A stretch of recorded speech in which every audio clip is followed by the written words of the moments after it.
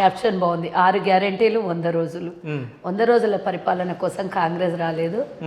ఈ పూర్తి 5 సంవత్సరాల పరిపాలన కోసం కాంగ్రెస్ ఎన్నుకోబడింది.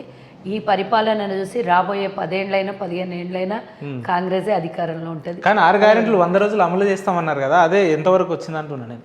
ఎవరు కూడా పరిశాన్ అవుతారేమో. తెలంగాణలో ఈరోజు 6 గ్యారెంటీలని అసలు నిరంతరం 360 రోజులలో ఇప్పుడు 90 రోజులైంది మా అధికారంలోకి వచ్చి.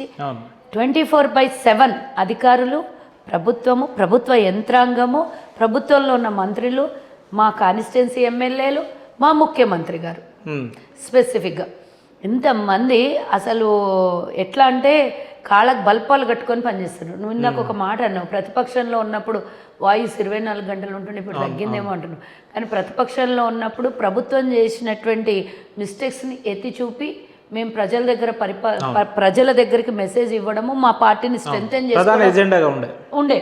కానీ ఇప్పుడు తెలుసా, అసలు గత ప్రభుత్వం చేసిన అష్టదరిద్రాలన్నీ బాగు చేసుకుంటూ ప్రజలకు ఇచ్చిన హామీల్ని నెరవేరుస్తూ, ఒకవైపు పార్టీని నడుపుతూ, ఒకవైపు ప్రజల సలహాలు సూచనలు వింటూ, ప్రతి ఒక్క వర్గానికి న్యాయం చేస్తూ 15 గంటలు. అప్పుడు మేము ఆల్మోస్ట్ ఏ మనిషి అయినా 8-9 గంటలు మ్యాక్సిమం, ఎక్కువ అంటే 10-11 గంటలు పనిచేస్తారు. కానీ ఈరోజు 100 రోజులు, నువ్వన్న 100 రోజుల్లోనే ఇప్పటి వరకు కూడా విశ్రాంతి లేకుండా రోజుకి 15 గంటలు మా క్యాబినెట్ పనిచేస్తుంది అని అంటే రోజుకు 15 గంటలు. 100%. ఓకే. అంటే నేను ఇది అబద్ధాలు చెప్తలేను, వాస్తవాలే చెప్తున్నా. అబద్ధాలు మాట్లాడాల్సిన అవసరం లేదు. ఎందుకంటే సెక్రటేరియట్లో గత ప్రభుత్వంలో మనుషులు రావడానికి కూడా భయపడేటటువంటి, దూరం పోయేటటువంటి వాళ్ళు. కనీసం ఆ ఏరియా నుంచి అదేదో మనం ఏమంటారు కదా, అది కర్ఫ్యూ పెట్టినట్టు, లేకపోతే ప్రాంతం నుంచి నడవనియకపోయేది అనే విధంగా ఉండేది. అట్లనే కొత్త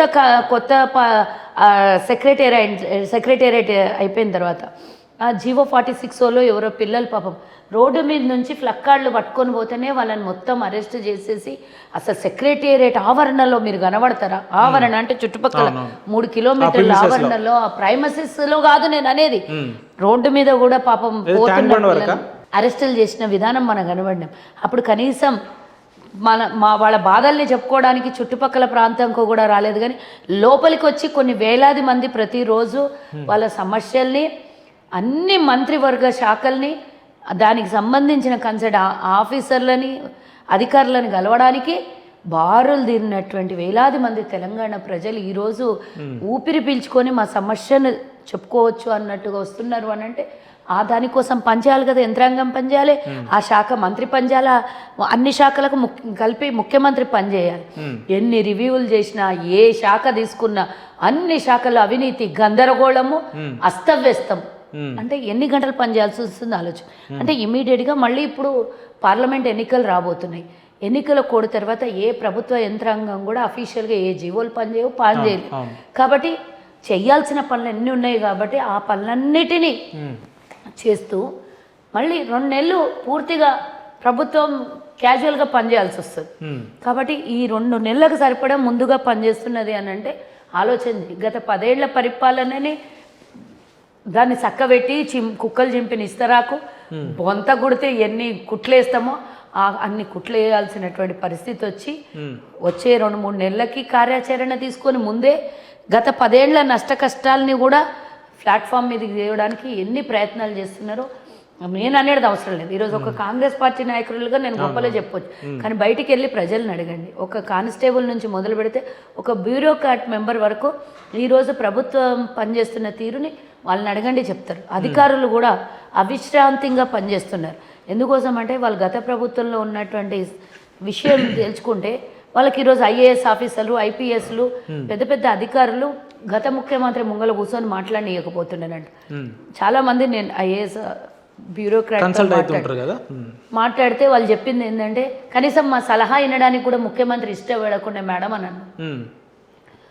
మేము ఏదన్నా చెప్తే అంటే ఎట్లా అంటే వెక్కిరించినట్టుగా, మీకే అన్నీ తెలుస్తాయా, మీరు ఉట్టికి కూర్చోండి అని మాట్లాడితే, ఒక అంత పెద్ద పొజిషన్లో ఉన్నవాళ్ళు, వాళ్ళు చదువుకున్నటువంటి చదువుకు విలువనివ్వనటువంటి ముఖ్యమంత్రి నా జీవితంలో మేము చూడలేదు అనే విధంగా వాళ్ళు బాధపడుతున్నారు. మేము కూడా అదే ఫీల్ అవుతున్నాం. సో అట్లాంటి ముఖ్యమంత్రి కింద 10 ఏళ్ళు పనిచేసిన వాళ్ళు ఈరోజు ఊపిరి పీల్చుకొని సలహాలు వింటుండ్రు, సూచనలు తీసుకుంటున్నారు, ఎలా చేయాలని చర్చలలో పాల్గొని వాళ్ళ విధానం వాళ్ళు చెప్తుండ్రు. 10 ఏళ్ళుగా సచివాలయంలో పేదలకు ప్రవేశం లేదంటున్నారు కదా. పేదలు కాదు, ప్రతి ఒక్కరు ఎవరైనా పేదలకు ఒక్కరికే అవకాశమా, ఎట్లాంటి వాళ్ళు కూడా పోవచ్చు. అందులో కాంగ్రెస్ పార్టీలో ఉందా, అందరికీ ప్రవేశం ఉందా సచివాలయంలో? వెళ్ళి చూస్తే మీరు వెళ్ళలేదా, మీకు తెలియదా?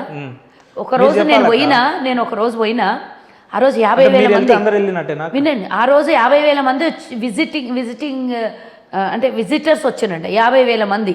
నేను మళ్ళీ ఒక రోజు కనీసం ఒక 5-6 సార్లు పోయినా. అంటే నాకేం పని ఇప్పుడు? కేసీఆర్ గారు కట్టిన అంత పెద్ద సచివాలయాన్ని చూడడానికి వస్తున్నారేమో అని ఎందుకు అనుకోవట్లేదు మీరు? 50,000 ఫోటోలు దిగుతుంటే అట్లా అనుకోవచ్చు. లోపల శాఖలలో దిగుతారు కదా మరి అక్కడ ఉండి, లోపల శాఖలలో రద్దీగా ఉంటే గంటల తరబడి కొన్ని వందల మంది 1000 మంది వేచి చూస్తున్నారు అక్కడ 1 by 1 శాఖతో కలవడానికి.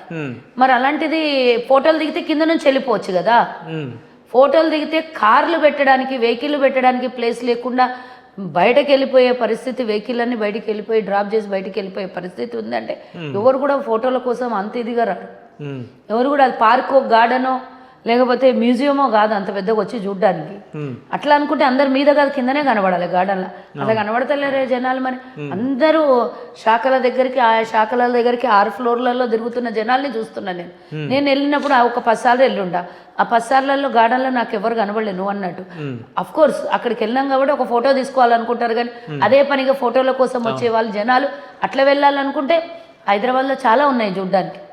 సాలార్జంగ్ మ్యూజియం నుంచి మొదలు పెడితే ఇంకెన్నో ఉన్నాయి మన రాష్ట్రంలో చూడ్డానికి. ఆనాటి సమస్యల కోసమే వస్తున్నారు అంటున్నారా? మరి అది అనుకుందాము. మేము పెట్టినటువంటి అదొకటి ఉండే కదా ప్రజా దర్బారు ఒకటి. ప్రజా దర్బార్లు అయితే 1000 కంప్లైంట్స్ వస్తున్నాయి, 1000 మంది అప్లికేషన్లు ఇచ్చిపోతున్నారు. గ్రామ సభలు పెట్టినాం కదా, 1,25,00,000 అప్లికేషన్లు వచ్చినాయి అంటే ఏం అర్థం చేసుకోవాలి చెప్పు. ఇప్పుడు ధరణిలో 30,000 కంప్లైంట్స్, 3 లక్షల కంప్లైంట్స్ ఇప్పటి వరకు 30 లక్షల కంప్లైంట్స్ తీసుకోవడం జరిగింది. 30 లక్షల కంప్లైంట్లు ఉన్నాయి. అందులో ఇప్పటి వరకు మోస్ట్లీ ఒక 30% క్లియర్ చేసిందంట. అంటే ఇది ఎంత స్పీడ్గా జరుగుతుంది, ప్రజలకు కావాల్సినటువంటి సమస్యల మీద పరిష్కారం ఎంత స్పీడ్గా ఉందో నువ్వు అర్థం చేసుకోలేవా? ఎవరినైనా అడగండి, సామాన్య ప్రజలకు వాళ్ళు ఇప్పటి వరకు ఒక 30%. ప్రజా సమస్యలు అనేవి నిరంతర ప్రక్రియ, నిరంతర ప్రక్రియ. ఒక ధరణి అనే పోర్టల్ తెరిచిన తర్వాత 30 లక్షల కంప్లైంట్లు ఒక్క శాఖకు సంబంధించి, ఒక్క శాఖలో మీరు పెట్టిన ధరణి పోర్టల్లో 30 లక్షల కంప్లైంట్లు ఎందుకు రావాలి? అంటే ఎంత అవకతవకలు జరిగినాయి, ఎంత అందులో శాఖలో చూసుకుంటే ఒక్కరోజే 20 ఎకరాలు సంతోష్ రావు పేరు మీద బినామీ సంతోష్ రావు అక్రమంగా రిజిస్ట్రేషన్ చేసుకున్న భూములు మనకు దొరికినాయి. అట్లే ఇంకా చాలా ఉన్నాయి, లక్షల ఎకరాలు ఉన్నాయి. 1,00,000 ఎకరాలు ప్రభుత్వ ఆస్తిని ఇతరుల ఆస్తులను మార్చుకున్నటువంటి, పట్టాలు మార్చుకున్నటువంటి వ్యవస్థ కనబడింది మనకు. ఇవన్నీ చూస్తుంటే గత ప్రభుత్వం లోపాలు కావా, గత ప్రభుత్వం చేసిన మోసాలు కావా? మరి దాన్ని చక్కదిద్దాలంటే ఎన్ని రోజులు పడుతుంది చెప్పు.